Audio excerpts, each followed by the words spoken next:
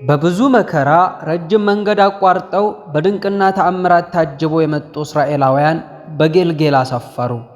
ነገር ግን ይህ ጉዞ ያዛለው ሕዝብ ወደ ርስቱ በቀረበ ጊዜ ጭንቀት መታው።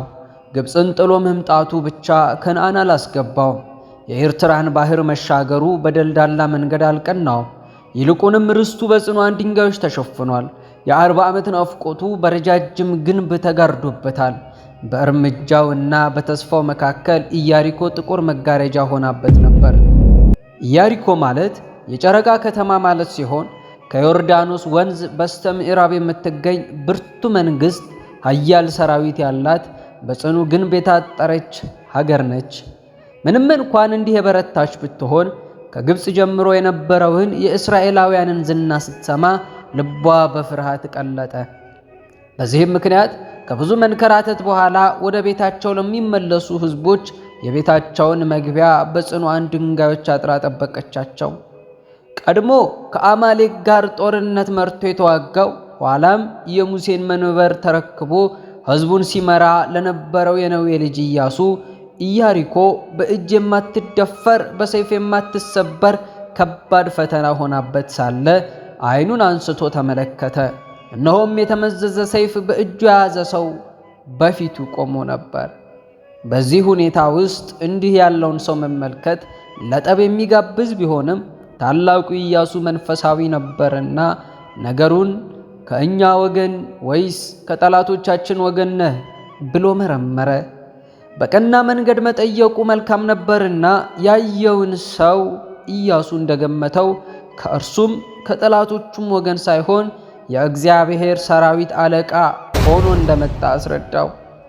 ይህ መልአክ አስቀድሞ ለሙሴ በመንገድህ ይጠብቅህ ዘንድ ወዳዘጋጀሁትም ስፍራ ያገባህ ዘንድ እነሆ እኔ መልአክን በፊትህ ሰዳለሁ ተብሎ የተነገረለት ነው።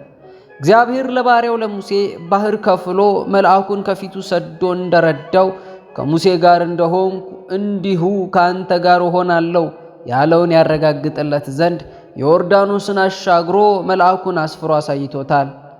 ይህ የእግዚአብሔር ሰራዊት አለቃ በተመዘዘ ሰይፍ በለዓምን ከእብደት መንገድ ሲያቀና የኢያሱን ልብ ደግሞ በድፍረት አጸና። ኢያሱ ከልቦናው ያለውን የሚያዝልን ሐሳብ ጫማህን ከእግርህ አውልቅ ብሎ ድል የሚያደርግበትን ጥበብ ይቀበል ዘንድ አዘጋጅቶታል። ከዚህም በኋላ ኢያሱ ኃይል ጽና አግኝቶ ከ10 በላይ ጦርነቶችን አሸንፎ ለሕዝቡ ርስት አከፋፍሏል። ምንም እንኳን ኢያሪኮን ኢያሱ ቢያፈርሳትም ዛሬ በልባችን ተገንብታ አሁን ባለንበት ኑሮና በመንፈሳዊ ሕይወታችን መካከል መጋረጃ ሆናብናለች። እኛ እንደ ኢያሱ ዓይናችንን አንስተን ተስፋ ባለመቁረጥ የተመዘዘ ሰይፍ የያዘውን የእግዚአብሔር ሰራዊት አለቃ ሚካኤል ሆይ በኃጢአት ተሰነካክዬ ወድቄ እንዳልፍገመገም የአንተን ድጋፍ አድርጌያለሁና ፍጹም የማዳንህን ትድክና በእኔ ላይ ትገልጽ ዘንድ በስተቀኜ ቆመህ አለሁልህ በለኝ እንጂ በሩቅ ሆነህ አትመልከተኝ እንበለው። በተመዘዘ ሰይፍ ፍርሃታችንን ቆርጦ ጠላታችንን አጥፍቶ ከአማልክት የሚመስልህ የለም ብለን እግዚአብሔር እንድናመሰግን ሕጉንም ከመፈጸም እንድንደርስ ያደርገናል።